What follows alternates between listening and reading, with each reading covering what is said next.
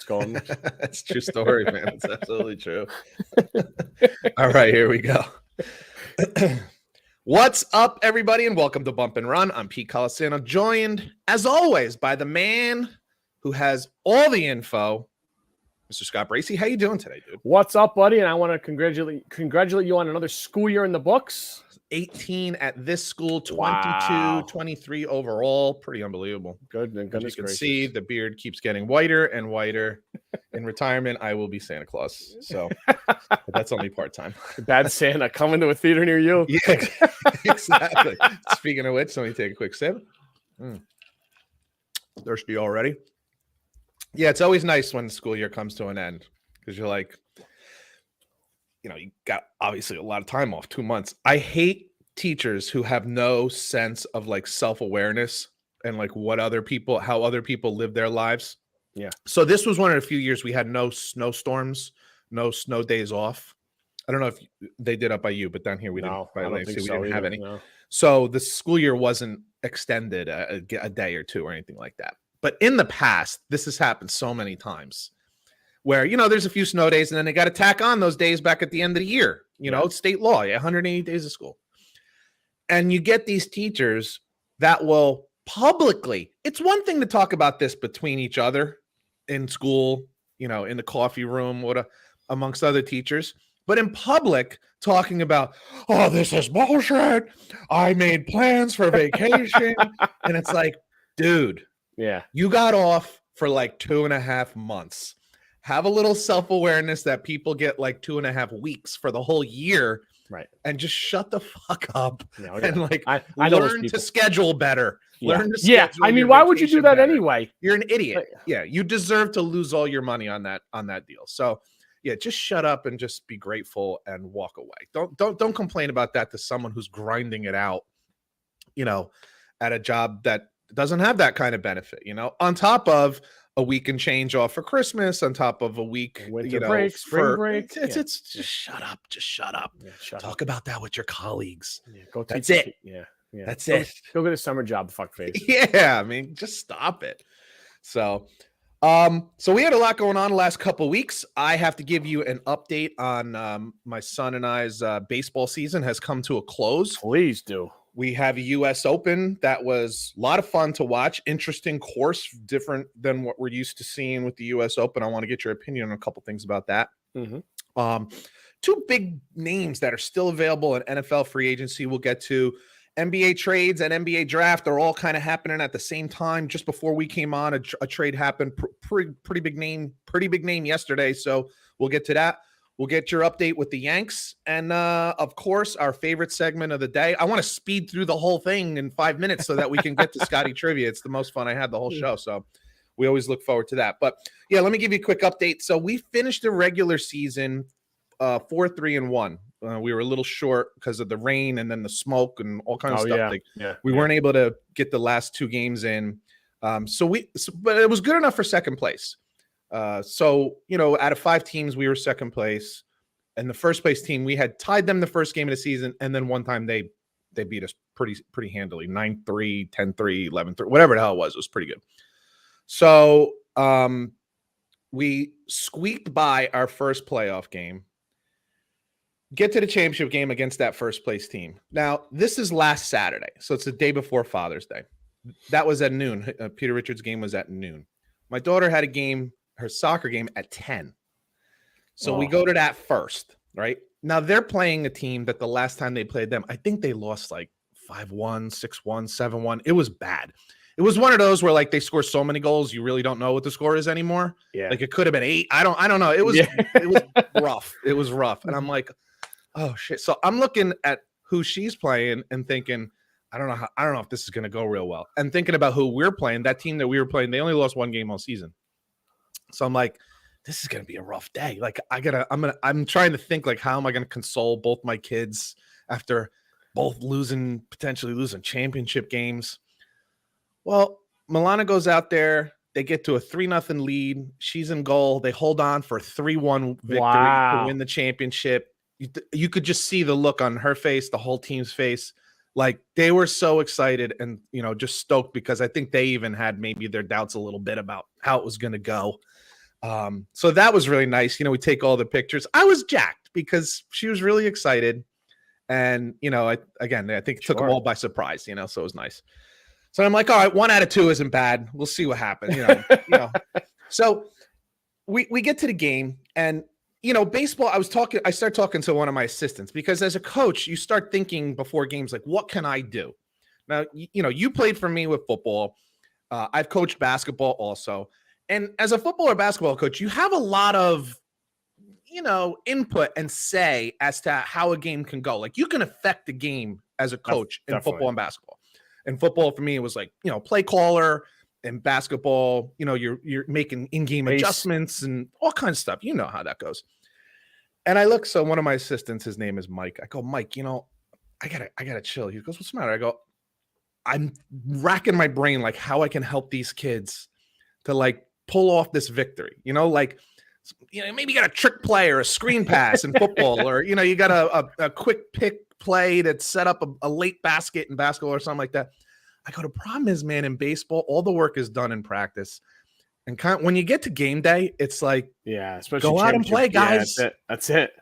And I'm like, I hate that. I feel so helpless.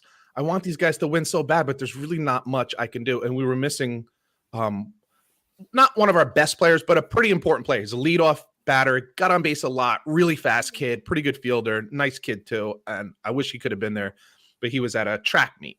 And I'm like, oh, good. So even we're missing one of our top 5 players. Well, I tell you what, the other team's pitching their best pitcher. He's a really good pitcher. My guys came out swinging, which has been a problem all year.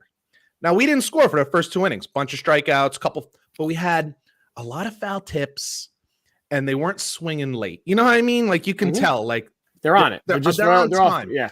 And I said to that same coach, I said, we're going to start hitting this kid, man. You watch. I'm telling you, they're getting these really, really good at bats. Dude, 3rd inning, it's 0-0. My pitcher's throwing a no-hitter, which is unbelievable. I mean, he's a good pitcher, but I don't know that he's no-hitter good. I mean, he was really dealing. And we come to the top of the 3rd, and we just start raking. Like, we're just ripping this kid, like driving a ball to the fence, multiple shots to the fence. I'm like, beautiful. Look at this. We didn't do this all year. It all clicked. It all clicked. And we knocked him out of the game. We take like a 9-0 lead. Oh, okay. Whoa. So I'll take a step back. Peter Richards playing second base pretty much the whole game. Not pretty much. He played second base the whole game. He made 3 unbelievable plays, like Gold Glove. I'm like, where the hell has this been all year? One play, it was the kid who was the pitcher on the other team. He's a really, really good player, unbelievable hitter. And he hit like a moonshot, infield fly. Yeah, like, I mean, this thing was like major league up there. And it was really bright. And you can see Peter Richards like got his glove up, but he's like squinting and boom, falls right in the glove for 3rd out of the inning. Beautiful. I'm like, oh shit. So it was big because it was the 3rd out, but it was also because it was this kid. He can pop it over the fence from time to time. He's that good a hitter. Same kid comes up later in the game and he hits a 1-hopper right on the glove side of Peter Richard. He scoops it and throws him out at first. I was like, where the hell this? I mean, a rocket awesome. Shot. That's and then awesome. He made some other play that I was like, who the hell is this kid? Like, where some of he must have been glowing too after he was so excited. You could tell like he's like, just hit him all to me. You know how that feeling is. Oh like, yeah. If you're shooting real well and you're like, dude, just get me the ball and let me shoot because like I can't miss. He was just on, and so I had to change pitchers. The kid just got tired. He pitched 4 unbelievable innings, shut out baseball for 4 innings. He just ran out of gas. So I put in another really good pitcher. Throws really hard. Unfortunately, he just couldn't find the strike zone. So he actually like walked somebody and picked them off. It was a beautiful pickoff and got him out at first. Wow, I'm like, all right, man. On the cards here. Yeah. So he walked a couple guys, and then one guy, the really good player, he drives a ball out to right center. They end up scoring 4 runs, so now it's 9-4. Top of 5, we get 2 runs back. Are you nervous or like? I'm starting to get nervous because I'm like, now you're starting to run out of pitchers. You know what I mean? Like, because I actually had to take him out. I took him out in the middle of the inning. And put another kid in who doesn't throw nearly as hard. He throws strikes, but doesn't. But that's throw as not hard. bad at that age because then you got a different. Yeah, you got to. Yes. So we get 2 back in the top of the 6th. So now it's bottom of 6, and it's 11-4. It's like, dude, you got a 7-run lead. Like, you should be able to hold on to this thing. They get 2 runs right off the bat, no outs. Oof. And now there's second and third, maybe 1 out at this point. And You're starting to palpitate here. so it's 11-6, and this big kid is like on deck. So I call timeout and I go out to the field and I call my infielders in and I'm like, listen, you see these 2 guys over here? Because you can see they're starting to like, the pitcher is holding them on. And I'm like, you see these 2 guys? I go, they don't mean shit. Right. Both of those guys could score. We're still up by 3, whatever it was at the time. I think it was still up by 3. Yeah, still up by 3. I said, don't worry about it. Let them go. Just worry about the batter. Let's get the next kid out. And then the big kid comes up and my pitcher and catcher decide on their own they're going to do some kind of fugazi intentional walk kind of thing, but they don't actually do it. I didn't tell them to do this. They just did it on their own. The fake, and then he sits down? No, it was like throw it really high, like, but he wasn't pitching. It was like the catcher was even like standing up, but it wasn't like pitch it out here, out. That's dangerous. So the kid actually swung and Kelly Lee fouled the ball off. That was like 2 feet, a foot over his head. So then they kind of did it again, and he swung anyway, and he hits a chopper to shortstop, and the kid fumbles it, picks it up, throws to first. It's a 1-hopper, and the kid at first scoops this thing clean as can be to end the freaking game. Wow. And that was that, man. And we end up winning the championship 11-6. Awesome. Yeah, it was really cool. Awesome. The kids were so excited. Again, I think even more so because they probably, without saying it, probably had their doubts a little bit about how it was going to go. So it was really cool. So a question that everyone, all our listeners want to know. I know. Snow cones, screwballs, Italian ices, pizza, chip witches. What do we got, bud? The guy who runs the league, he texts me, he says, hey, congratulations. I said, thanks, man. I appreciate it. And next text is, did you get the kids snow cones? I said, you son of a bitch. Yeah. Coach Phillips probably won there. Luckily, the night before, a couple of the moms were on the app that we communicate with, and one brought cupcakes, and the other one brought bomb pops. So the kids were, and another one brought drinks. They had plenty of stuff, so I got bailed out on that side of it, which was nice. Excellent, you cheapskate. They get you a championship, and the guy's only worried about his own bourbon. It's unbelievable. I know, right? I couldn't wait to get home and have something myself. So, but yeah, it was nice. It was nice. It was a really good Saturday. It was a good Father's Day weekend for that, and so it was good. It was good. Yeah. So speaking of Father's Day weekend, obviously, also that weekend was last weekend was the U.S. Open. It was a little. Well, why don't you tell me what you thought? How it went, what you thought before I get into it. So Wyndham Clark, man out of nowhere, wins the thing. He did win earlier this season, right? What was it? Yeah. Shoot, I forget what it was. It wasn't the. I want to say Waste Management, but it wasn't. It wasn't that. No. Travelers?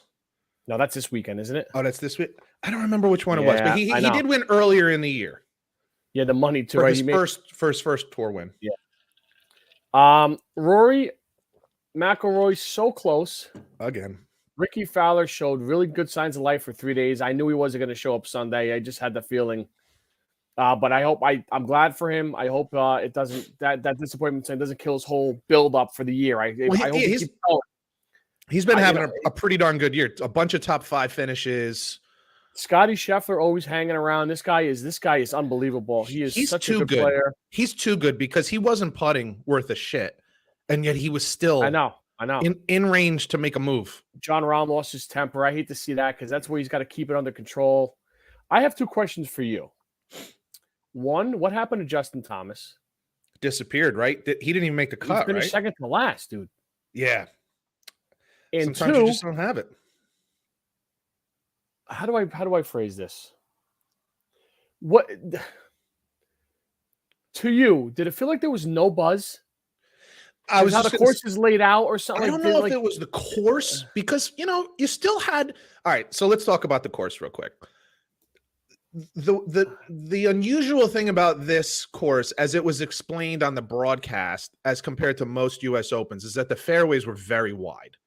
The average fairway was 43 yards wide. Some of them were even wider, like significantly wider, including the 18th hole, which is you would think make it tougher. So that was a little weird, and that was what some of the comments were. But the rough was still really penalizing because it was like that heavy, thick Bermuda, and it was long. And when the balls got in there, man, they were really screwed, man. And it should be that way. It should be penalizing to hit it into the rough. I mean, it should be that way. There were some other just weird things. Like, I don't know how many days it was like this, but on Saturday, the one par 3 was literally 81 yards. Yep. That's a little odd. I don't necessarily have a problem with it, but then it's there's one little part two that's odd. 280. So it's like, Which is absurd. Like, that's Yeah. the other Yeah. extreme of absurdity. You know, I think sometimes these guys, when I say these guys, I mean like the USGA, they try to be creative, and you don't have to. I remember, reading one of Bill Walsh's books, and he was talking about when he was a high school coach first, and he had a really good quarterback and an excellent wide receiver. And he said, I would draw up all these like really intricate plays that would, try to trick the defense. And he said, if I had any brains about me at the time, if I was just smarter at the time, I would have just sent this wide receiver on 20 go routes and just thrown it up to him every single time. He would have caught 5 of them, and we would have won 35-50. Like, he's like, don't outthink yourself when you don't have to. The U.S. Open has a really perfect kind of normal format. setup, right? Yeah. A normal format, which is narrow fairways, thick rough, tough greens, tough fast greens. You don't have to outthink it. With it, right? You don't have to get too cute. They did that a couple years back. Remember at that course that was up in Washington State, and it was interesting and cool, but the greens sucked. And it would look dead. Yeah, it was just no good. So like, I think they try to outsmart themselves or try to be too cute by half, and it doesn't work. And I think that's kind of what happened here. I didn't necessarily not like the course. It was great. And some of the, what I did like is that some of the green, I shouldn't say some, a significant number of the greenside sand traps were really deadly. Oh, like yeah. If you got into them, you weren't up and downing them. Very rarely, a lot of times you weren't getting up and down, which was really cool. I kind of like that. And frankly, what I did like was that 16, 17, 18 were really tough, challenging holes coming down the stretch. So yeah, some of the holes too that were elevated greens with all that shit in front that wasn't out of bounds, but you had to get out of that. Like, yeah, man, Wyndham Clark did that on one of the holes. I want to say like the 8th hole, maybe, where he got into like, just off the green, but it was super tall shit, and he swung and basically slid right under the ball, and it didn't go anywhere. You remember what I'm talking about? I do. And then he chipped out and then 2-putted to get a bogey. It was a par 5, so I think it was 18. But then Rory bogeyed too, so he couldn't Rory's been doing this, man. He can't capitalize on anything. Rory's issue is he's just not a great putter. He's not a bad putter. There was so many times, especially on a back 9, where he missed the putt, but I said, wow, that was a really good putt. It was almost I'm thinking, God, it's unfair that these putts aren't going in because they're read properly. They're missing by half an inch. I know. Or just a little off on a speed. Like, he was so close, but this is Rory's problem. And I didn't realize, dude, it's been 10 years, 9.5, 10 years since he's won a major, which I didn't realize it was that long ago. So, but he played really well, and God damn, does he strike the ball fantastic. I know he does. So, but I thought it was really cool. I always like when there's new guys that win these tournaments, because you wonder, it starts to create like for me, it creates an interest in the player to see where he goes now. Like, he clearly has the game. Yeah. He hits the ball a ton. He hits it really straight. He putted really well. He has started to come into his own earlier this season. So it's like, well, can he has the game to continue it. Can he do it? And we'll find out. And that's what's interesting. But yeah, I heard that they lowered the attendance or something like that. I don't know but it felt like there was no one around some greens. It was very odd to me. The reality is yes, Rory was up there, but the top 10 wasn't the greatest top 10 ever. With Scotty, Ricky, like that. That's but the problem was that Wyndham Clark was your leader. I know. If it was reversed, if Rory was at the top and Wyndham Ricky. Clark was chasing him, or Ricky was chasing him, I think you get a different feel. I think that's always the problem when it's a new guy at the top of the leaderboard, is that it's like, in my head sometimes with the name Wyndham, I'm like, is it W-I-N? Is it W-Y? Like, you don't even know the guy. You don't know him, And listen, NBC did a great job of like telling this kid's story, which is great. His mom passed away when he was 19, told the whole story about how he was at Oklahoma State, transfers to Oregon. Played with Ricky. But yeah, like, it's a great story. I love to see these guys who have a hard time. Anybody, in any sport, you see someone who has like real struggles in life and then comes back and puts on a show like that. And even in that round particular, like, there was a couple times where it's like, here we go. This is when he's going to fall apart. and he didn't, and he would make an unbelievable chip, to come with and just get an up and down and a one putt. It was good golf. It was good golf to watch. But you're 100% right. There was something. Yeah, I don't know if it was the course. I don't know if it was the players. There was something. I don't know if the word is missing. Something didn't feel exactly right, But I certainly, and here's the other problem. Here's the other problem. This is the problem for the East Coast fans when it's a West Coast U.S. Open. It's fucking 10 o'clock at night, and they're on the 16th hole. So hear me out. So I was just going to ask you this. As a younger, I'm not a young gentleman, but I'm a younger than most golf fans, I guess. Sure. I love West Coast golf. I get it. I get what you're saying because we get, as fans, we really get to watch from noon to like 11. Dude, I came home from dinner Friday night, and I got to watch like 6 holes. Right. I was at a birthday Saturday at my buddy's backyard. He's got a big, outdoor setup, whatever. Dude, we watched my one buddy was a Met fan. We had the Met game on first. These guys didn't tee off till like 6:45. Okay. It was like, that's what I was just going to get to. When your leaders aren't teeing off until 5:30, on Sunday it was 5:30. On Saturday it was 6:30. Yeah, I don't know why that was. I don't either. Maybe they realized it was. It's like you let too much of the day for people not to pay attention, and then they're like, "Fuck it." I'm gonna go out to dinner now. Yeah. You know what I mean? If you start watching at 2:30, 3:30, it's still early in the day. I don't know. Maybe that has something to do with it. It's hard to say. Exactly, I loved it though. I can't wait to another West Coast tournament. That's not a major. It's just on TV. Like, yeah. If you're a night owl. Yeah, it works. It's fantastic. I remember that one in Washington. I think it ended at like 11 o'clock at night. Dude, it's fantastic. When they play in Hawaii, it's like 2 a.m. Oh my god! I'm on my 22nd bourbon. Like, holy shit! So I don't know if I'm sure you heard this during the match, but because he didn't win, it kind of got lost in the shuffle.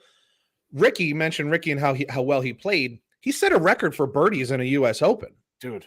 Which is amazing. Now, the problem is he kind of set a record for bogeys also. I mean, it wasn't a record, but you know what I mean? Like he had almost as many bogeys as pars. Bogeys as he did birdies. So that's what the problem was, is he had a shit ton of bogeys as well.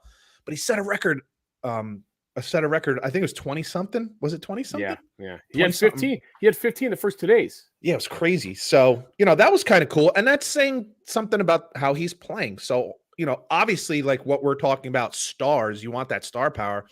It would be great for the game if Ricky Fowler is going to be on the leaderboard, especially if he can get a win somewhere soon. Get a win on the board. That guy Butch Harmon's a hell of a coach, man. Yeah, he fixes people. Like, my God. Yeah, definitely. So I enjoyed it. I try not to get wrapped up in. Is the format exactly what it always was? I thought the course was kind of fun. Is it typical U.S. Open? Maybe not, but I still thought it was enjoyable. I like the fact definitely. That a significant portion of the holes were hard as shit. Yeah. You can see these guys having a really hard time with it, which is, to me, that's the point. Like, I want to see these guys struggle. They got out to a really fast start, and it kind of, I think the first day somebody was 8 under. Was it Ricky that was 8 under? Him and Xander, both in under. Right. And I want to mention him in a minute too. But that's kind of where it ended. You know what I mean? It kind of capped out right there, 8, 10, whatever the hell ended up being the winning score. So that the course toughened up after the first day for sure. But Xander Schauffele is another one of these really interesting guys. Is he ever not on the top 10 of the leaderboard? I know. It seems like it's incredible, but he can't win either. Wins. Yeah, I don't know. Something happens. I don't know. And it happened again this past weekend. He has that one hole where he kind of blows up. He had one hole where I think he had a double or triple bogey. Because he's not afraid to take a risk sometimes. And sometimes you gotta know when not to. I was just saying, sometimes you end up pulling a Phil Mickelson and end up with a 7 on a par 4. Dustin did that. Dustin have an 8 on the fall. I was gonna say, did he have 4 over, 5 over? Yeah, to get a 4 over. Yeah. So Xander Schauffele's a really good player. You want to talk about a guy with a personality of an index card? Dustin Johnson. Oh my Does the God. guy have a fucking pulse? No. No, well, he's got to have a pulse because he's alive, but he certainly doesn't have any personality. Oh my God. It's almost better for PGA if he's not winning a lot of God tournaments. damn. Like when they would interview him, I'm like, oh, this is gonna be a wet mop talking to fuck. It's rough. Hey, listen, who was that guy? Is it Lee Westwood? For a long time, he was like a top 5 player in the world, but never won a major. Yeah. That's what Xander Schauffele is starting to like. He's still plenty young, so there's plenty of time. But you got to remember, there's only 4 majors a year. So they go fast when you're not winning them. You know what I mean? Sure. But he's starting to fall into that great player that doesn't win a major, category. Yeah, like even Ricky gets never good. Ricky gets off the hook a little bit because he won the Players Championship, and that's like the 5th major. So even he gets like a little bit of a right. But he's got 4. He's got 4 majors. It's just been a while. No, I mean Ricky. Oh, you Rory. mean Ricky? Ricky. I'm sorry, I thought you meant Rory. Ricky. Yeah. But he gets heat. He gets heat. Yeah, he does. He almost gets more of a pass because he fell off so far. And now he's getting all the support coming back. It's like, now you get. But for a while there was like, well, we don't expect him to do anything, so we're not going to get on him because you're going to bury the poor guy. But Schauffele's there all the time, has a chance and just can't close out, man. So, and I like him. He's a good player, and I like that he's a risk taker and goes for it. He doesn't just lay up and stuff. He goes for it.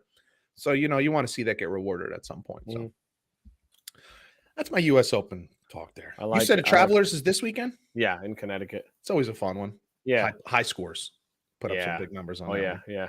Although I will say it does seem like, I don't know if this is to be more in competition with the Live Tour or what, but it does seem like the regular events are starting to put tougher courses together and keeping the scores down. The week, what was it, the RBC? The winner was at like 13 under, like 12 under, whatever it was. Like they're making these events significantly harder for these guys. You don't see too many of the tournaments where they're like 22 under, 23 under after 4 days. You know what I mean? They lock the lawnmowers away for a couple of days. Yeah, exactly. Exactly. So listen, so there's 2 guys in the NFL that are still free agents that I don't know if I guess the word is I'm surprised they're still free agents. At this point, there's no real rush. Right. Because OTAs are done, mandatory practices are About done. a month away, from so there's no real rush to for these guys to sign or for teams to sign them. But I wanted to get your opinion on where you think both Dalvin Cook and who else am I? DeAndre Hopkins. DeAndre Hopkins. Where you think, what you're hearing, what you think might be a good fit. Of course, I hear people in my circles that I follow online like talking about, Dalvin Cook would be a perfect DeAndre Hopkins. Oh, perfect with the Jets. I'm like, bro, you can't just every time there's a free agent, you're gonna jump and get him. Like you got to slow down. You got plenty of running backs. We got plenty of receivers. Yeah, I disagree with the Jets on both. I thought the Broncos might have been in a play for Dalvin Cook, especially because Javonte Williams is coming off a major knee and they don't know when he's coming back. But they did sign some IJP Ryan in the offseason too, so. I hear Dolphins for Cook. I heard Patriots for Cook. He wants 10. He's not going to get 10. Yeah, 10. He's not getting 10. DeAndre Hopkins, I thought New England was very close. He was there a couple times. I think. Now that's such an interesting thing because Bill O'Brien is the offensive coordinator for the Patriots, and he's the one that traded DeAndre Hopkins to the Cardinals for like a bag of practice balls. Right. And the question was, would that dynamic work? Now the reality is, DeAndre Hopkins had some unbelievably productive years under Bill O'Brien. Correct. So, but do your emotions get in the way? Clearly not enough. His emotions didn't get in the way enough to not let him go and talk to him. So I still think that's a possibility. I just know if I'm DeAndre Hopkins. All right, so let me ask you this before I get into where he could go or if New England's a good fit. Do you still think, why is he still a free agent? Do you still think he's got gas in the tank? Or do you think these teams are seeing him slow down or something's not there like it was? That's becoming a question lately. The Lions, I think, had interest. I think the Browns, because Deshaun Watson, they played together in Houston. I think he was trying to push him. And now you put him, if he's still a good player, you put him with Amari Cooper and Peoples-Jones and then Nick Chubb, the running game. Dude. It's starting to seem like to me people are getting very, very scared that he has. Do you think it's just? You think it's just the physical side of it, like he's aging, or maybe he's got some nicks and bumps that are starting to catch up, or do you think some of it's personality stuff? So he was suspended the first 6 last year for what? Was it steroids? PEDs, wasn't it? Yeah. Yeah. Was it? So I know coming back too, it's not. I had him on my fantasy team, so I know pretty much how the end of his year went. But as soon as when Kyler Murray went down, Colt McCoy like threw to him like 25 times a game, right? 2 games, and he got hurt, and then it was like over. Right. And then JJ Watt retirement tour, and then whoever was playing quarterback, it got really bad there. Really, obviously, they fired the coach, GM quit. So it's very hard for me to to read. Yeah. Is he shot? Is it does he have problems mentally? Does he have problems like with emotion? I don't know. That's right. But again, what's his money tag? What's his range? Like, I don't like, that's another thing. Like, you don't want to bid against yourself. Right. New England this is kind of one of those things where I look and I say, I'll compare it to this. Like when Vegas puts a number on a game or puts a number on a fight, and you're like, wow, that's the number? You're like, that number doesn't make sense. And it's like, then make it make sense to you, because they know what they're doing. They know what they're believe Vegas when they put a number on something, believe them.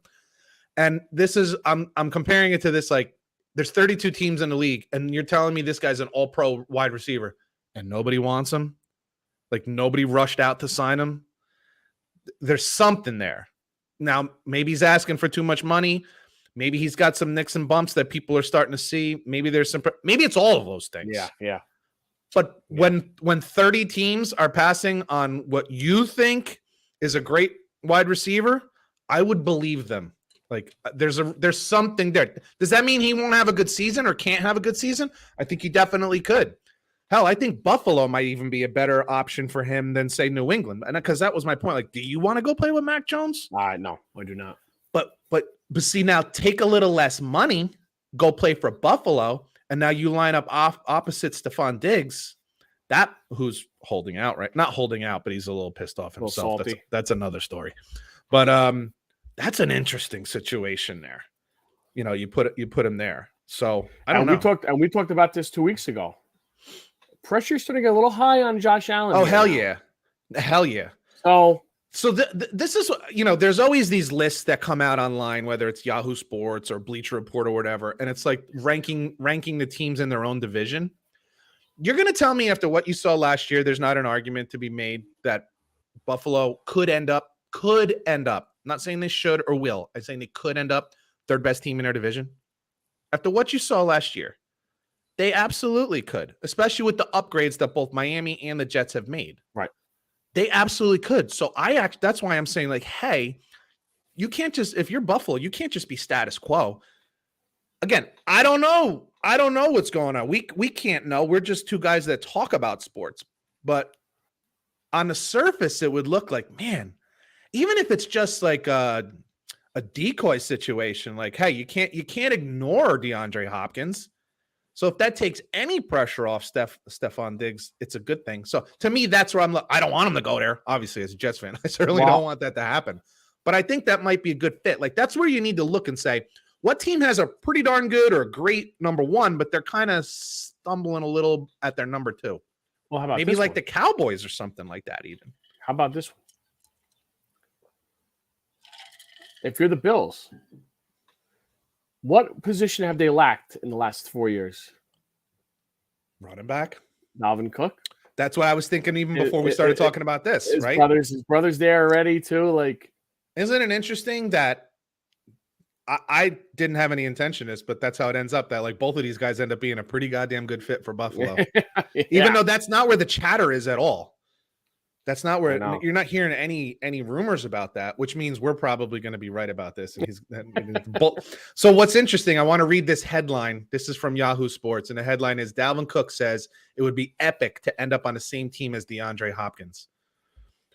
Is Buffalo listening? That would be quite interesting if both of those guys. Now, hey, listen, I say to both of them right now, take a little less money and go to Buffalo. That would be bad news for the rest of that division. I'll be honest. I would not like that at all. I watched Dalvin Cook last year. It looks to me like he was fine. Plenty of tread on the tires. Yep. I think it's a money issue. So these guys have to start to consider whether or not, they want to take a little less money to win. So this is what happens with a lot of players, whether it's NBA or NFL. Later in your career, you got the money. Go try to win a championship. Go to a team. DeAndre Hopkins made some pretty good money in his career, right? Yeah. He's already had that one big contract, right? Yep. So for both of these guys, hey, why would you go to New England? I don't know. That's just to go play with Mac Jones for DeAndre Hopkins. That doesn't make any sense. I know DeAndre Hopkins and Belichick have a lot of respect for each other. I've seen that and heard that, but yeah, but you got to look at Belichick isn't throwing a ball to you. You got to look at who's the guy chucking a rock to. And then how about your defenses? You got to go up against the two studs on the Jets. Yeah, the Bills have a good defense every year, and the Dolphins play. I mean, a good defense. So with the worst quarterback in your division, right? Like by far, it's not even really close. Right. Assuming Tua stays healthy, by far. Right.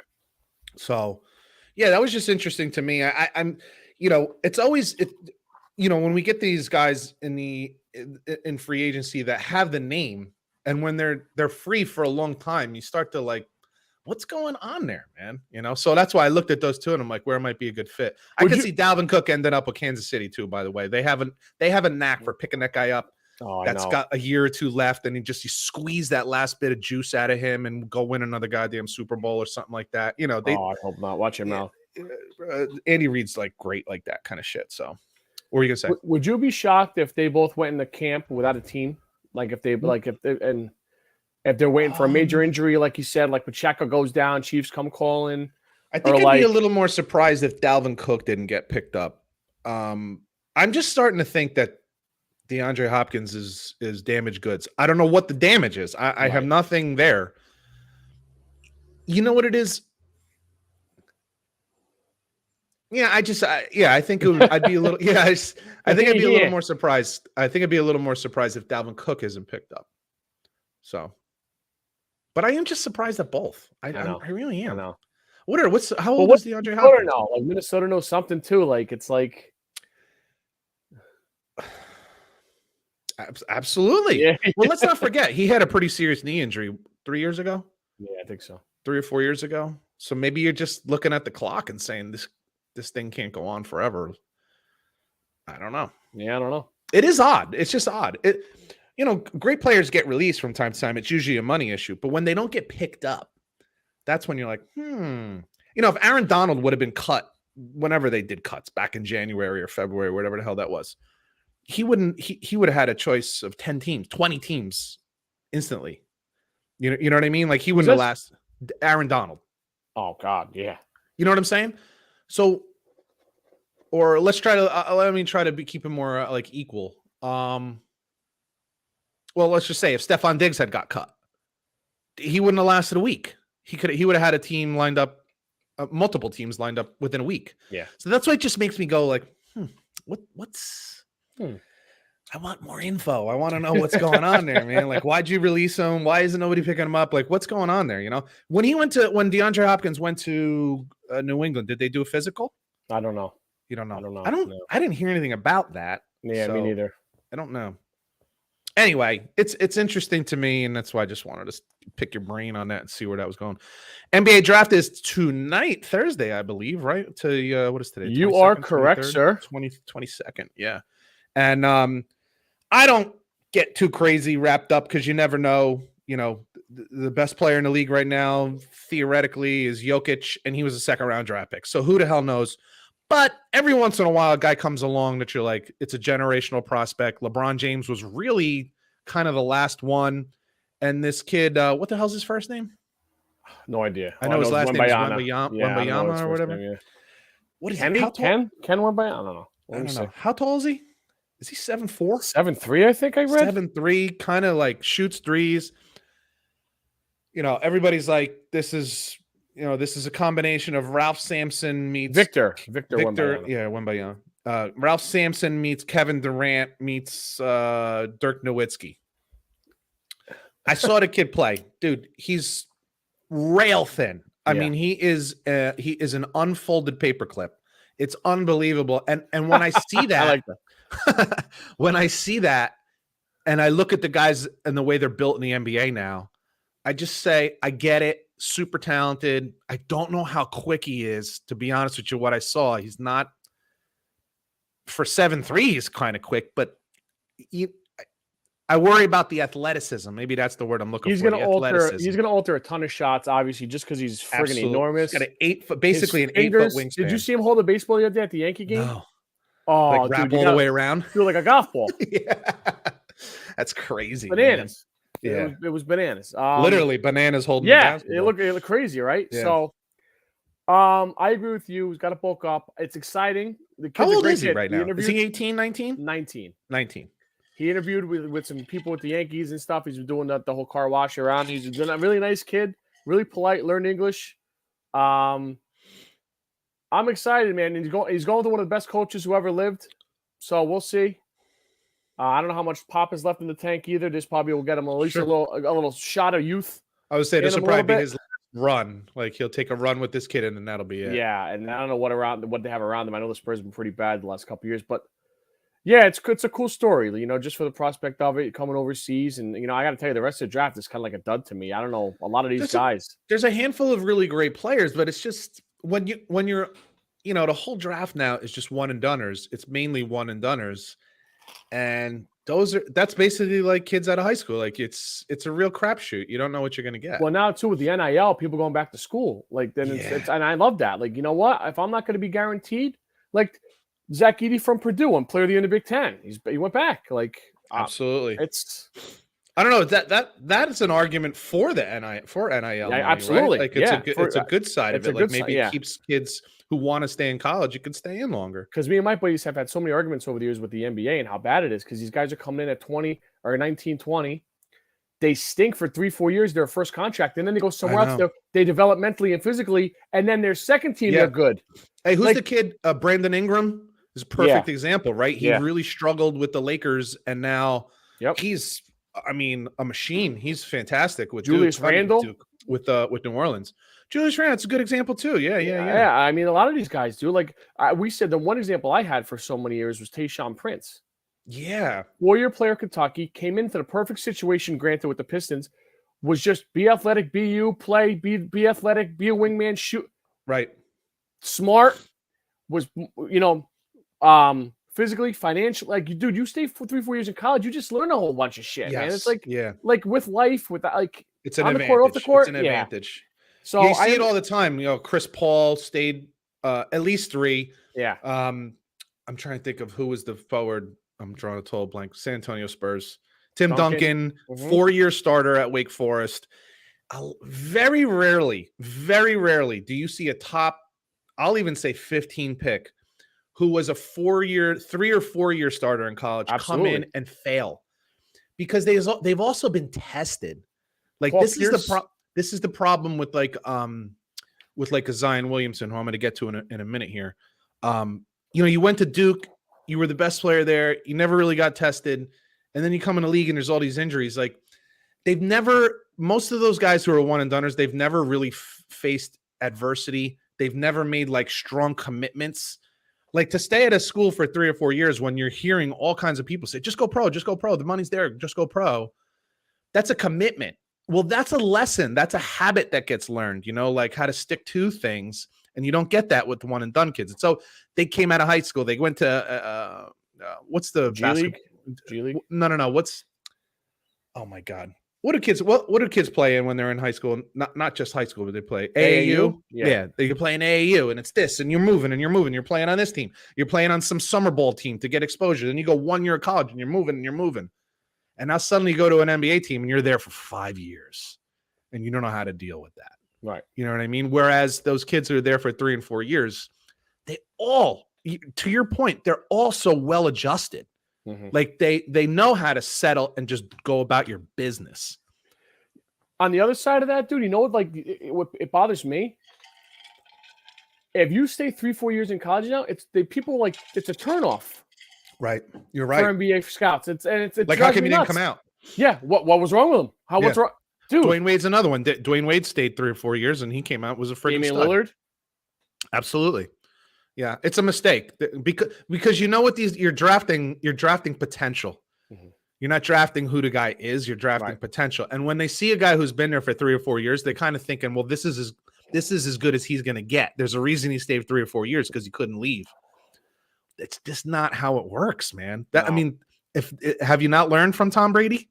Like, that's the whole Tony Romo. Like, that's the whole idea, is that Aaron Judge. we don't know. I remember I was talking with somebody, like, they were like, how come they can't figure out like which one of these quarterbacks are going to be great? And I said, it's a real simple answer. How do you know where someone's ceiling is? Correct.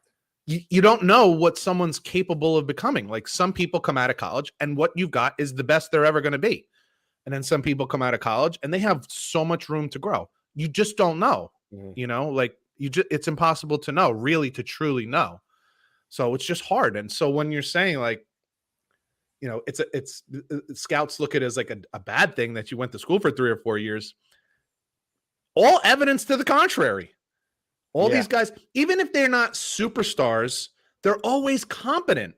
They always learn how, if they're not a big time star, they always learn how to like fall into a role that's needed for that team. Like, what do you need me to do? I'll do that, which is so necessary on these teams. So, but we'll see how that goes tonight. Wembanyama is, definitely interesting. He's almost like circus freak looking, like he's just his arms and legs are so long and lean. I am really interested to see how he can hold up physically with these guys. Kevin Durant does, but he put a lot of work in a weight room. Not that it shows, but I know he did. So we'll see what this kid's capable of doing. I just don't see that like crazy athleticism that you see out of most of these NBA players. Right. So, and all that means more than anything is just like, how are you going to sustain yourself throughout a season? That's all. So it's a long ass season, 82 games For sure. You're going to be able to sustain yourself. So we'll see how that goes. Talk a little Yankees. You got some trade stuff for me? Oh shit. I forgot. So there was a trade yesterday, between what? Boston, was it? Boston, Memphis. Was Boston, it Memphis, and Washington? Yes. Yeah, Porzingis came from the Wizards, yes. right? So Porzingis is the big piece that's moved. Porzingis goes to Boston, and we'll talk about that in a minute. Boston, listen, you're going to get a guy like that, you're going to lose somebody, and they have to give up Marcus Smart. Marcus Smart is a real big part of why they're as tough and as good defensively as Boston has been, but you're not going to get a big-time player without giving up a relatively big-time player. Your thoughts? Those are the two main pieces. There were also some draft picks in second. Yeah. Tyus Jones went from Memphis to Washington. But your thoughts on those two guys moving? So originally it was supposed to be Malcolm Brogdon, and he had I think he had some physical issues, and then they I think Washington or Memphis said no thanks. So then went after Marcus Smart. Listen, Porzingis, another guy. Shaky early career, had a really, really good year last year. I thought 23 points per game. I thought the Knicks were going to maybe entertain that again, but they got too much baggage with Randall and money wise in there. But I think this makes Boston. If Boston could shape up the point guard position, I think Boston's loaded, dude. But if Tatum and Porzingis could spread the floor, dude, they're sick. I mean, we got to move on from Al Horford. I mean, give the guy credit, but he's playing 35 minutes in championship, like conference championship games. Yeah. You can't do that anymore. Porzingis is a great fit for them. Again, you got to give to get to give. Absolutely. I understand that. Marcus Smart's a good player, but you see Marcus Smart sometimes. He's he takes bad shots. It looks like he wants to fight everybody, his own team sometimes. Like he looks very on edge all the time. They might have been maybe happy to move on from him now and maybe get like Porzingis looks like he's in a good zone now. He's comfortable in his own skin. Yeah, I think you're right, because I was thinking the same thing. Like what Marcus Smart does, I like having Marcus Smart, and I think this, and we'll get into this in a minute, why this is a win-win trade, by the way. This is what I'll get into, because it's a good fit and it's a good look for Memphis. But Marcus Smart on Boston, now you have three guys that kind of need the ball in their hands. And when one of them has the ball in their hands, the other two are kind of standing around. And to your point, Marcus Smart, while I wouldn't call him a selfish player by any means, he does sometimes shoot too much because he's not a great shooter. So it was like three guard-like players all on the court at the same time. And now what you have is you have a guy who's 7'3", can shoot the three, can block shots, doesn't need the ball in his hands per se. Right. Now they have a real genuine threat on pick and rolls. If you want to do pick and rolls with Jaylen Brown or pick and rolls with Jason Tatum, you'd run him with Porzingis because he could either roll to the hoop or he can step out and hit a three. I mean, he hit I think it was over 40% on threes this year too, which was he had a really good season. Yeah. Played 65 games this year too, which is I think the second most of his career. It's the most since he was on the Knicks. Right. Because he's has had some injury issues, and that's the one question I guess here you'll have to keep your fingers crossed if you're a Celtics fan and if you're looking at it how good a trade was it. Well, it'll depend on how healthy Porzingis stays. I looked at his body too from this past season, dude. He bulked up a lot. Yeah, he was another one that was rail thin when he came into the league. He's man now. He's a fucking dude. Yep. So that's nice to see. And I think that helps him stay healthier, frankly. You can take that wear and tear that we were just curious about with Wembanyama. So I agree with you that I think the trade for Boston, it helps them spread the court a little more where you can have your two guys out up top, and then you got Porzingis in either down low or pick and roll or spreading the court, whatever. He's also a guy who can just stay out and clear the zone. You're the other team's center or forward is going to have to guard him. Can't leave him open. Right. So that opens up the court a little bit if these guys want to take it to the hole. So I think it's a win. I think it's a win for them for sure. Agreed. What about Marcus Smart on Memphis for you? Listen, John Morant out 25 games. I hope he gets his shit together. Just as a human being, forget about basketball. I know he's one of the stars of the league, but he comes back. They got some attitude. With the guy Bane, and now Marcus Smart. I don't know who else is really on the roster anymore. I'm not a Grizzly connoisseur. Yeah, but they got rid of Dillon Brooks. I was gonna say Dillon Brooks is gone. Did he go anywhere? Yeah, I don't know if he's been signed yet. I don't think he's been signed yet. I think what it does more than anything, and I think probably why Memphis was interested in him. He's a freaking grown up. Yeah, he's the one problem you can look at with Memphis over the last couple seasons is that they've been very young, didn't have real veteran leadership, and the leadership was kind of Ja Morant and Dillon Brooks, and they're two kind of young, brash. You're doing a lot of talking, and you don't have the history to back it up. Ja Morant's a great player, but he didn't have the history to back it up. Whereas now you have a guy who's been in NBA Finals, Eastern Conference Finals, been to the playoff multiple years, knows what it takes to be a winner. Player of the year. Defensive player. Now you have two defensive players of the year on the same team. Yeah. You got Marcus Smart and Jackson.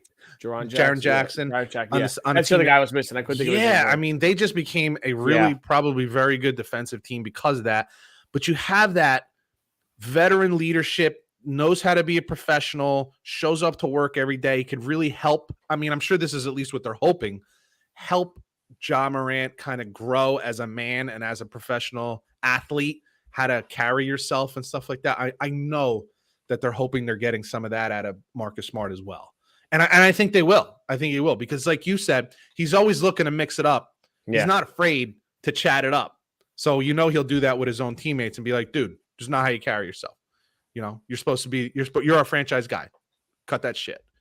So, and I think that's the kind of guy that Ja Morant might actually listen to too. I think it's a good trade for both teams. And I think for the Wizards standpoint, they just want to get rid of money. To get rid of everything. They might just tank. Who knows? And I don't know who's in the draft next year. But it's I don't know if it's draft or free agency for next year, but me and you might have a shot. I can still shoot a little. Oof. So I can give you 2 minutes. The other trade that just happened, I don't know, maybe an hour before we came on to do the podcast was Chris Paul. I got it right here. Wizards trade Chris Paul to the Warriors for Jordan Poole. Now, I didn't think that Chris Paul was going to stick with Washington, but I'm a little surprised that it ends up being the Warriors because what is he back up to Steph Curry now? I don't know. Are we moving Steph to a 2? Yeah. How does that work? I don't know. It makes me think on the surface that they couldn't wait to get rid of Jordan Poole.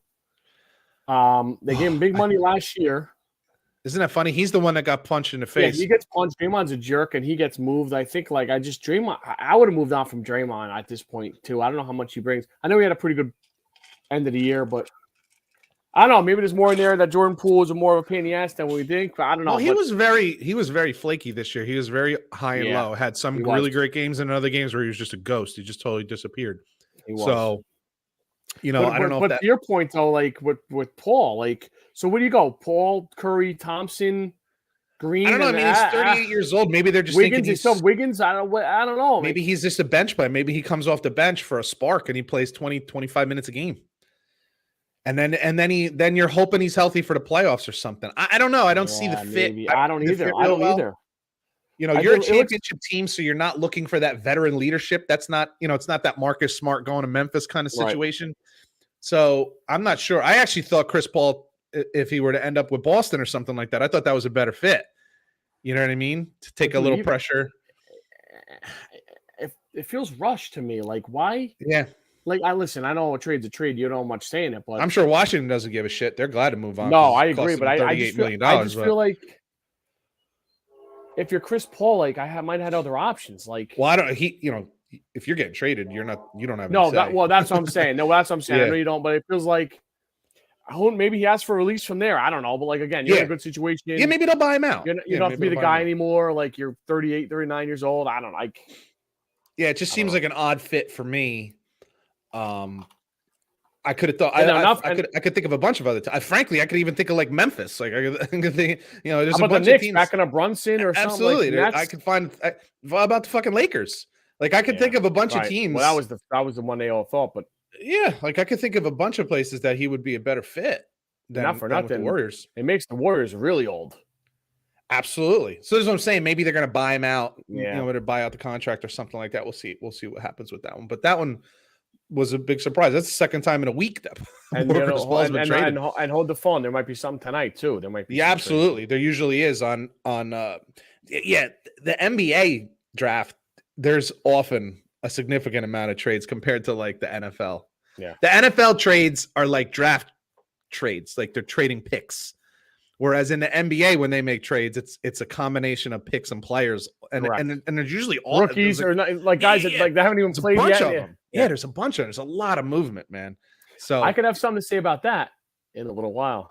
Ooh, is that coming up in Scotty trivia? Oh, I can't wait. Can we just skip to it? All right, we got a couple more things here. All right, so there's two players out there that have been rumored to be traded in the NBA, and I just wanted to get your thoughts on like, would you trade them and where could they possibly go? The first one, biggest one out there that everybody's talking about is Damian Lillard. I think he's still in his prime, maybe like truly in his prime for another 2 seasons, give or take. Yeah. Obviously there's the big talk is for him possibly going to Miami. It's not always that simple because what is Miami giving back to Portland? It's not going to cost you a cup of coffee. Like you're going to have to cough up some serious talent or picks. And I don't know that they have that. So what are you thinking with that? And like what kind of options are there? So for years, he's been rumored to want to stay in Portland. Just help me out. But then they got rid of what was the kid? McCollum, CJ McCollum was there for a while. They got rid of him, and then they never really got other pieces back. I'm sure he likes it there. He wants to be a team city guy. But now I think this year he kind of opened his eyes and go, listen, this is not the situation I want to be in. I'm 30 something now. I want to win. Yeah, I think that's it. You start to see the end of the line. Yeah, like, yeah. Well, I would like to get a shot at this thing. The light's starting to peek through here. I don't know what they can do. Again, I don't know what the money is. I don't know, like who. Yeah, Miami would be great. I'm sure who else? I'm sure Milwaukee, if they don't sign Middleton, I'm sure they like to. That's where I was thinking. Now, Middleton, you just mentioned Middleton. I saw this morning that he declined $40 million. Bananas. He had a player option for $40.4 million, I think it was, and he turned it down to be a free agent. I'm like, damn, dude. I got to be honest with you. I don't think Chris Middleton's getting more than getting $40 million anywhere else he goes. No, and he was hurt last year. Yeah, but that would be a very interesting fit to team Dame up with Giannis. That would be kind of cool. I know. How about? And you know what? It wouldn't even be that big a deal for Dame because he's going from like small. It's not a small city, but you know what I'm saying? Like not small market, small market team important to a small market team in Milwaukee. So it wouldn't be, culture shock of like leaving Miami to go to Milwaukee. How about Philly? If they get rid of Harden, put him with Embiid, give him back. This is always the trick, right? Like, what do you got to have the pieces to give back. What that guy Maxey they like, he'll probably be in the deal. I don't know, but then you're getting older now too. It's like those guys are young. Well, but if you're just because you brought up Philly, how many more years do you really have to get to make a run with Embiid? Especially because that guy's always fucking hurt. So if Dame gives you 2 to 3 years of real opportunities, especially considering what Boston just did, it would be nice. It's just what's your package? You know, what are you putting together to make that happen? Yeah. Well, It that's always it. comes down That's to that, yeah, right? because you could say a bunch of teams, Lakers, but they have no one to give Yeah. up. Like No. Knicks, they have no one to give up. Like so. Yeah, that's Yeah, it's interesting. tough. That's interesting. Because they're not going to just accept anything. They're They not just shouldn't. going to. They shouldn't. Of course not. Of course not. Yeah, that's tough. Which leads me to my next guy because this name has been bantied about. Zion Williamson. Do you think there's a potential trade? Would you? I don't even. It's not so much to me about where could he go. If you're another team, if you're Portland, if you're Miami, if you're Milwaukee, if you're the Knicks, if you're Utah, interesting place.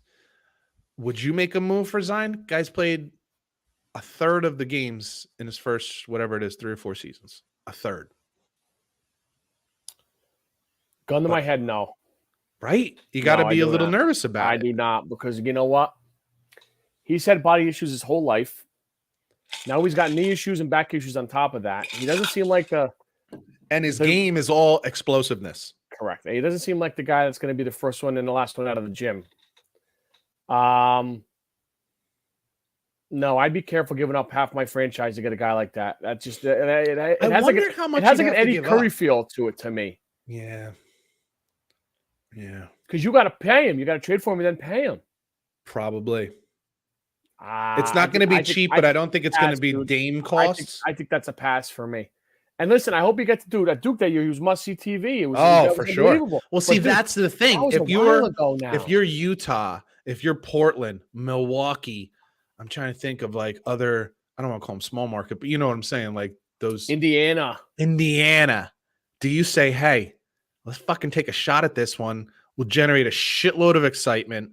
Maybe we can figure out what the hell's going on here and keep this kid healthy. And if we hit the lottery on this one and we do get it right, man, we got a star. see, to me, that's gonna. You know how we always say like Belichick and Andy Reid, Mike Tomlin. These guys get respect. John Harbaugh.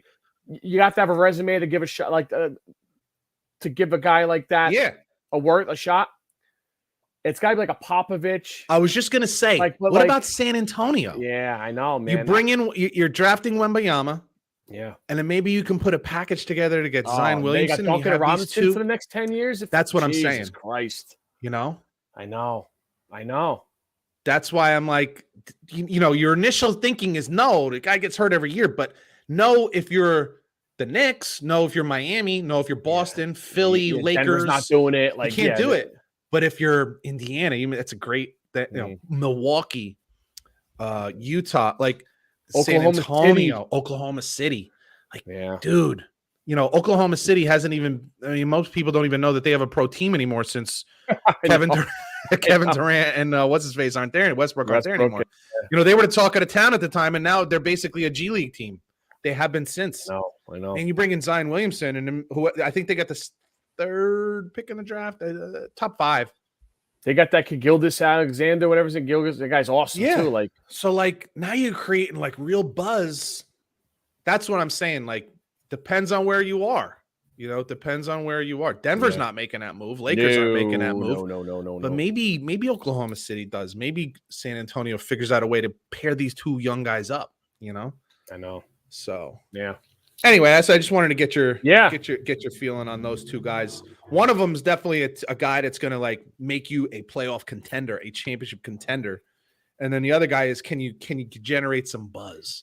Yeah, and maybe find a way to get this guy healthy. I just feel like, dude, if you're that team making the trade for him, and then you got to wait for him to lose weight, and then he's got to rehab this. Oh no, and then he's got to rehab that, and then, So I had this idea. I literally like 2 days ago when I first put this on the list of things we could talk about.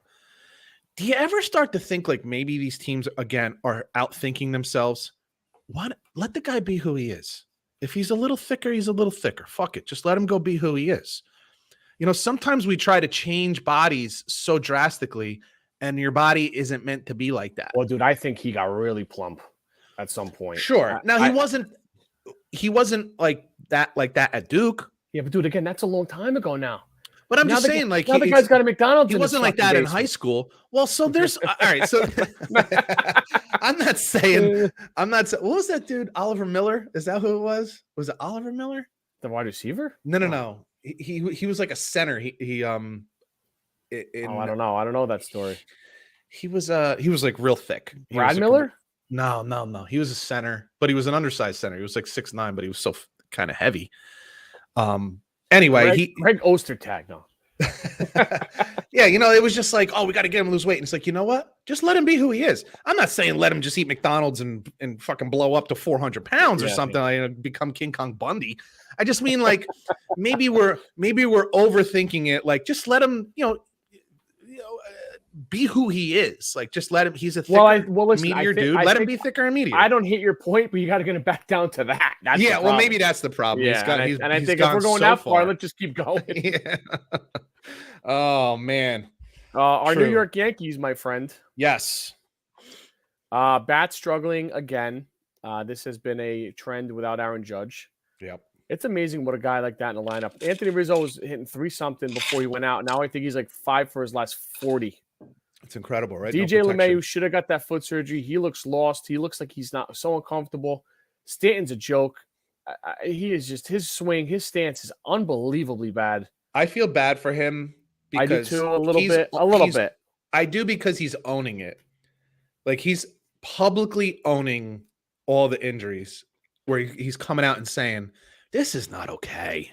Like I need to be out there playing, man. Like I can't, like, I think there's a lot of frustration there on his part. A lot of times these guys just come out and say, it's part of the game. And I just want to make sure when I come back, I'm 100%. This is not what he's saying. He's saying this is unacceptable. I need to be on the field. My team needs me. Like, I got to figure something out. Like, I feel like there's frustration there as opposed to, hey, get off my back. You know what I mean? And I have some appreciation for that. And I think I've said this before. He's handling New York perfectly. Yeah. He hasn't done like what Randy Johnson have done and this guy and that guy. But I think that says something about him as a person. I think he's a good dude. I agree. And from that side of it, I don't necessarily hate him being on the team because he's not a dick. When you suck or when you're never playing and you're a dick, I don't want you on a team. But he's a good dude. I want to see him do well. Like Josh Allison's doing right now. Like he's a douche and he sucks. And there you go. No, and Stanton rakes in the playoffs. That's why I think he gets a pass. But dude, you're making all that money and you got a field. And when you star player out, you got to step up a little bit, dude. Yeah. Like, and now we can't play the outfield. So now, like, you're holding in the DH spot.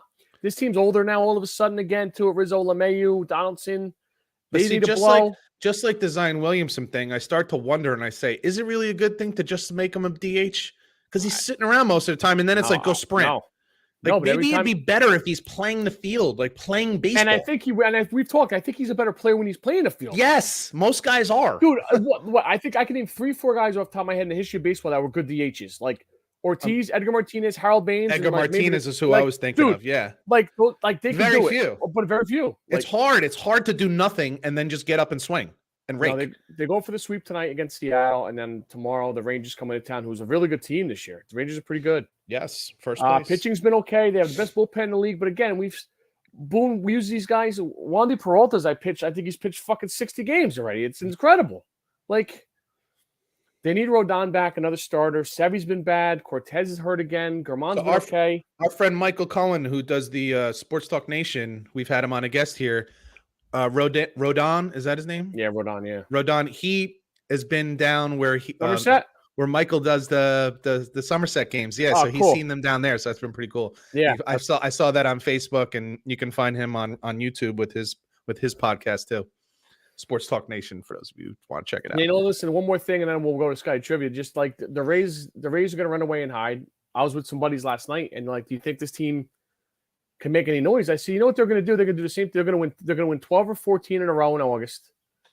They're going to have a good streak. Everyone's going to get excited. They're going to pop back into the wild card, and they're going to lose in the wild card round because they're not going to hit, and it's just going to be the same story again. And then they'll give Cashman another fucking extension. They'll go out and get some other schmuck who can't play, and then we're right back on the goddamn merry-go-round. It's just getting frustrating again. I think the best thing that they can do in the offseason, but I think the best thing they do is just bite the bullet, move on from Cashman. I heard someone at the poker table the other day like, he's been a disgrace. I'm like, that's a bit strong. Like it's not like they're in last place every year. Disgrace is strong. they're a contender every year. Now they haven't won a championship in quite some time, and part of that falls on him. But I think it's time for just some fresh eyes, fresh ideas, Dude, fresh tactics. For 2 years we've been saying this as we've been doing this now, dude. It's just time. It's just time. Yeah, I That's agree. all. I think it'd be good for them. I think it'd be good for everybody. I think it'd even be good for him. You built a great name. There's there's a lot of respect with that name, Brian. Yeah, you're gonna be out of work for 4 minutes. For you're 5 gonna minutes. get another job. Dude. Somebody will pick him up in a minute. So, and I think that'll be good for him to go somewhere else. Go work for the Vegas Black Aces, whatever the fuck. There you go. There you go. It is time, my man. Let's do this. I'm ready. I'm ready. I'm ready. So Scotty trivia time. NBA draft tonight. We are NBA draft related. Okay, good. We got 3 questions for you, Coach. All right. Is this multiple choice? Yes, sir. I will not let you. I will not hang you out to dry. It. Never know. Numero uno. Yes. What pick was Kobe Bryant drafted in 1996? 9th, 11th, 13th, or 15th? It was that far? Mm. Dude, I was going to say second. Couldn't you just ask me who he got traded for? Damn it. 9th, 11th, 13th, or 15th? I don't think it was 9th. I think it was 13. I'm going to go with 13. Peter, 1 for 1. All right. Good start. Good start. A bonus question. Oh. What team drafted him? Charlotte Hornets. Oh, he's cooking. Oh, look out. Number 2. Oh, shit. I thought that was number 2. I was like, I'm making bonus, 2 for 3 today, guaranteed. What team originally drafted Scottie Pippen? The Kings, the Sonics, the Pacers, or the Blazers? Really? He wasn't drafted by the. Was it a draft day trade? Yes, it was. What are my choices? The Kings, the Supersonics, the Pacers, and the Trail Blazers. I don't think he was a Trailblazers. That's where he ended his career, I think. I don't think Indiana would make the trade with Chicago into. I'm gonna go. So it's, to me, it falls between Sacramento and who's the other one? Seattle.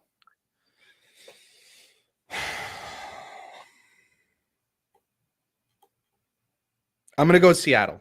Oh, he's favorite 3, Coach. Hey! He's rolling, and they're pure guesses. He's just throwing shit. Well, there was a little deduction there, No, but it was. Oof. Beautiful. 3 for 3. This is awesome. All right, this is Great great. day, great Look day. at you're so excited. I feel right. great.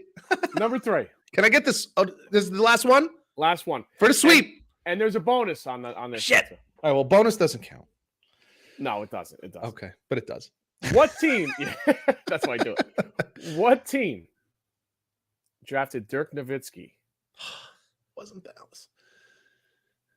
The Bucks, the Suns, the Timberwolves, or the Orlando Magic? Wow, I have no clue on this one. Holy shit. Bucks, the Suns, The T-Wolves, or the Disney Lovin' Magic?